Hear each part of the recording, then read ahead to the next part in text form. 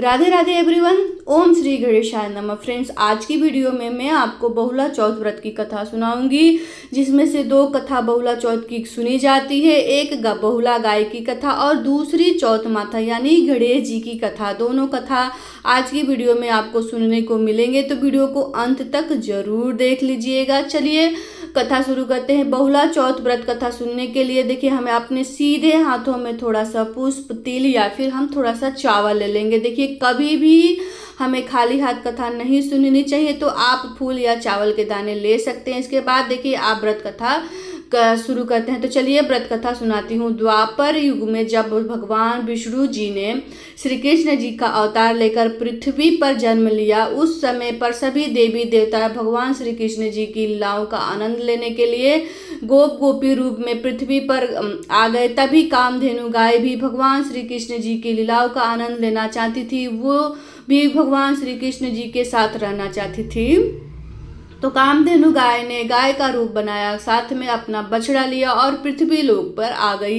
एक साधारण गाय बनकर पृथ्वी लोक में आ गई, श्री कृष्ण जी की गौशाला में शामिल हो गई और श्री कृष्ण जी ने उनका नाम बहुला रखा। तो बहुला गाय के रूप में कामधेनु भगवान श्री कृष्ण जी के पास ही रहने लगी और श्री कृष्ण जी को बहुला गाय बहुत ही प्रिय थी। जब वह गाय चराने के लिए जाते थे तो बहुला गाय को हमेशा अपने पास रखते थे। बछड़ा पर घर पर बछड़ा रख के जाया करते थे। अपनी माँ को हमेशा याद करता था। एक दिन श्री कृष्ण जी ने सोचा कि चलिए बहुला गाय की परीक्षा लेते हैं। जब बहुला गाय चरते चरते वन में आगे निकल गई तो एक शेर गाय के सामने आया। शेर को देखते ही गाय घबरा गई। उसने सोचा कि अब मेरी मौत निश्चित है। शेर से कहा कि हे वनराज, मैं अपने बछड़े को घर पे छोड़ के आई हूँ और मेरा बछड़ा बहुत ही भूखा है। एक बार मैं उसको दूध पिला के आ जाऊँ, फिर आप मुझे अपना आहार बना लेना। शेर ने कहा कि मैं तुम्हारा यकीन कैसे करूँ कि तुम जाने के बाद वापस आओगी, तो मैं क्या करूँगा? ऐसे अपने आहार को मैं कैसे जाने दूँ? तब गाय ने वचन दिया कि जैसे ही मैं अपने बछड़े को दूध पिला लूँगी, मैं तुरंत ही आपके पास आ जाऊँगी। गाय घर पर जाकर गई। गाय ने बछड़े को दूध पिलाया और वापस आ गई। शेर का रूप धारण किए हुए श्री कृष्ण भगवान जी बहुला गाय को सत्यनिष्ठा को देखकर अत्यंत प्रसन्न हुए और अपनी असली स्वरूप में आ गए। भगवान की श्री कृष्ण जी ने कहा कि हे भोला, मैं तुम्हारे निष्ठान अत्यंत प्रसन्न हूँ। तुम्हें वरदान देता हूँ कि तुम भाद्रपद माह के कृष्ण पक्ष की चौथ तिथि को बहुला चौथ के रूप में मनाया जाएगा। इस दिन तुम्हारा और तुम्हारे बछड़े का पूजन किया जाएगा। तो फिर जो भी नारी तुम्हारा पूजन करेगी उसे संतान सुख की प्राप्ति होगी।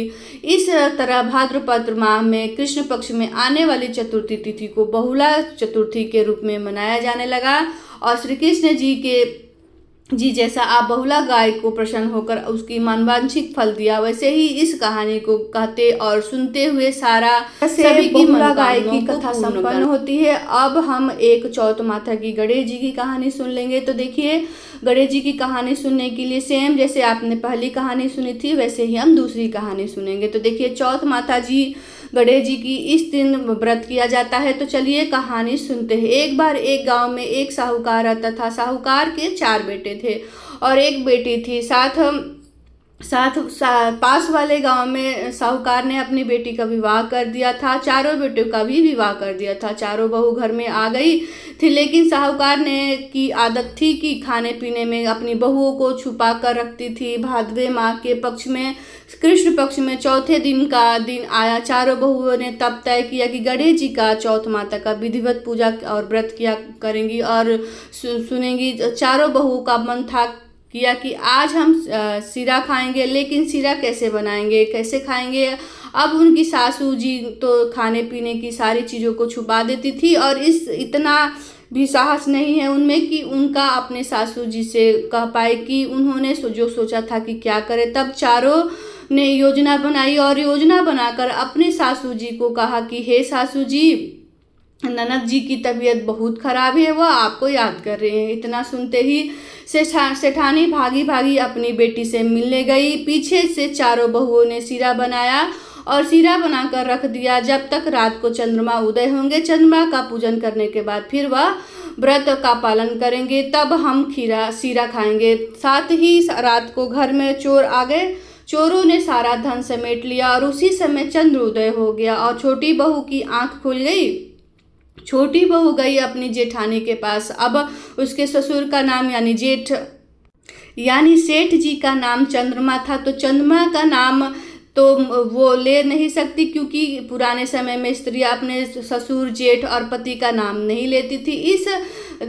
साहूकार के बेटे की बहू ने देखा कि चंद्रमा गोल है और बादलों में घिरे हुए हैं। अपनी जेठानी से कहा कि दीदी उठो, कुंड घिरा गया है। जैसे जैसे वो कुंड घिर का आवाज आने लगी, उसमें से और जो चोर से उसमें से एक का नाम कुंड घिरा था। अब चोर ने सोचा कि ये तो बहुत चालाक औरत है, इसे तो मेरा नाम भी पता है और उस इतने में तो हम देख लिया, अब मैं इसको इकट्ठा करूँगा और सारी खूब पिटाई होगी। यह जानकर चोर सारा सामान वहीं रखकर भाग गए। जैसे ही वह आगे गए, सिपाहियों ने उन्हें पकड़ लिया। राजा के सैनिकों ने उसे पकड़ के राजा के सामने भेज दिया। सारी बहुएं उठी, विधिवत व्रत का पारण किया। इधर सैनिक चोरों को पकड़ के राजा के सामने ले गई। राजा ने कहा कि तुमने बहुत परेशान कर दिया था, इतनी चोरियां की है और पकड़े नहीं जा रहे थे, तो आज कैसे पकड़े गए। तब चोरों ने बताया कि साहूकार के घर में उनके बेटे हैं कि उनकी बहू बहुत चालाक है, पता नहीं कैसे उन्हें हमारा नाम पता था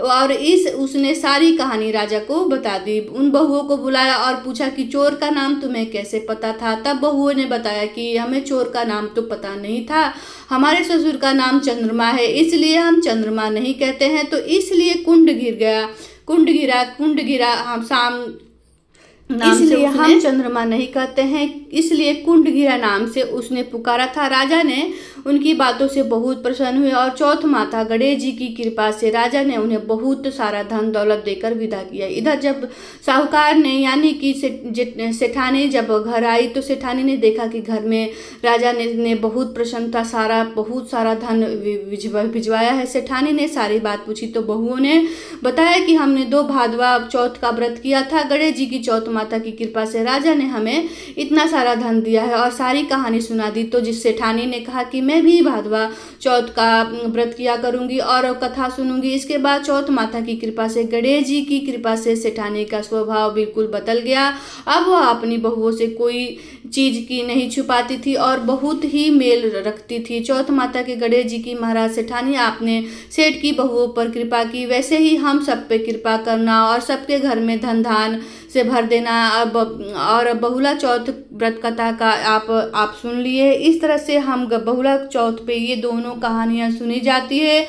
आप एक कहानियाँ सुन लीजिएगा या फिर किसी भी किताब से ये कहानियाँ पढ़ लीजिएगा। तो देखिए, भगवान श्री कृष्ण जी को और बहुला गाय को समर्पित कर देंगे। जो भी हमारे हाथों में तिल और फूल होंगे, चंद्रमा निकलेगा तो उनको चंद्रमा को अर्घ देंगे, व्रत का पारण करेंगे। और देखिए, ये जो व्रत कथा है इसकी वीडियो आपको मेरे चैनल पे मिल जाएगी। वीडियो को पूजा कैसे करते हैं, कौन सी सामग्री लगेगी। तो आशा करती हूँ कि मेरी कथा आपको पसंद आई होगी, समझ में आई होगी। तो कमेंट कीजिएगा, वीडियो अच्छा लगा तो लाइक कीजिएगा और चैनल पे नए हैं तो चैनल को सब्सक्राइब करिएगा। ऐसी ही वीडियो आपको मिलती रहेगी और कमेंट के द्वारा जरूर बताइएगा। कोई भी प्रश्न आपके मन में है तो मैं आपके प्रश्नों का उत्तर देने की कोशिश करती हूँ। तो मिलती हूँ आपको दूसरी वीडियो में, तब तक जय श्री कृष्णा, राधे राधे, ओम नमः शिवाय, ओम श्री गणेशाय नमः, राधे राधे।